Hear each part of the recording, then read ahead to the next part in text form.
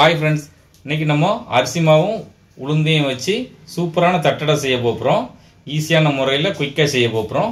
வாங்க எப்படி செய்யுதுன்னு பார்த்துடலாம். வீடியோக்குள்ளே போக முன்னாடி நம்ம சேனலை ஃபஸ்ட் டைம் பார்த்தீங்கன்னா சப்ஸ்கிரைப் பண்ணிவிடுங்க, பக்கத்தில் இருக்க பெல் ஐக்கானையும் கிளிக் பண்ணிவிடுங்க. அப்போ தான் போடக்கூடிய வீடியோஸ்லாம் உடனுக்குடன் நோட்டிஃபிகேஷன் வரும். வாங்க வீடியோக்குள்ளே போகலாம்.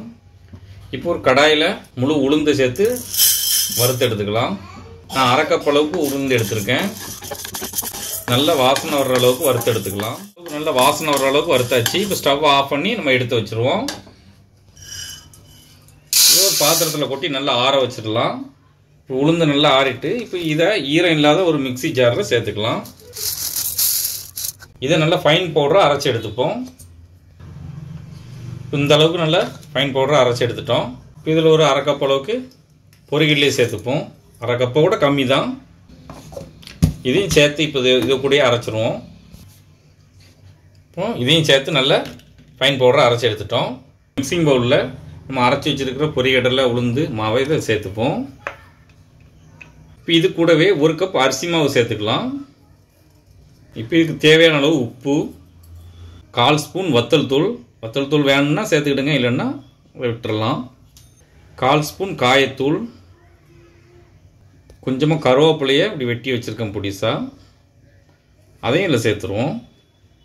கொஞ்சம் போல் பொரிகடலை, அதையும் இதில் சேர்த்துருவோம். இப்போ எல்லாத்தையும் சேர்த்து நல்லா மிக்ஸ் பண்ணிடுவோம். கொஞ்சமாக ஆயில் சேர்த்துக்கலாம். இப்போ நல்லா மிக்ஸ் பண்ணி விட்டுருவோம். இப்போ ஆயில் சேர்த்து நல்லா மிக்ஸ் பண்ணிட்டோம். இப்போ ஆயில் சேர்த்ததுக்கப்புறம் நம்ம இப்படி பிடிச்சா இப்படி வரணும்.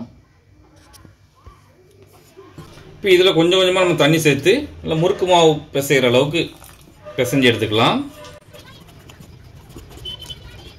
இப்போ இதை முறுக்கு மாவு அளவுக்கு நம்ம பிணைஞ்சு எடுத்துட்டோம். இதை ஒரு சின்ன சின்ன உருண்டையாக நம்ம பிடிச்சி எடுத்துக்கலாம்.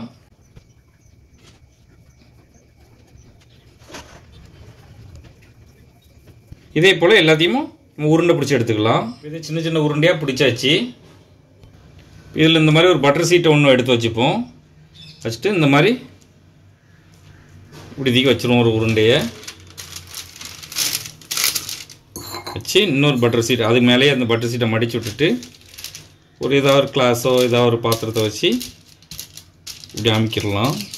உங்கள்கிட்ட பட்டர் சீட்டு இல்லைன்னா ஏதாவது ஒரு கவர், கண்ணாடி கவர் ஏதாவது வச்சு கூட நீங்கள் அப்படி அமுக்கி இது பண்ணிக்கலாம்.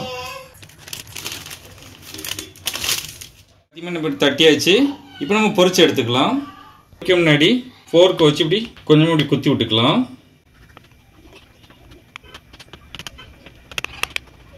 எண்ணெய் நல்லா சூடாயிட்டு இப்போ இதை ஒன்று ஒன்றா சேர்த்துப்போம். ரொம்ப லோ ஃப்ளேமில் வச்சுக்கிட்டுங்க. ஒரே நேரத்தில் நிறைய சேர்க்காம கடாயோட அகலத்தை பொறுத்து நம்ம சேர்த்துக்கலாம். இப்போ ஒரு சைடு வெந்துட்டு திருப்பி போட்டுக்கலாம்.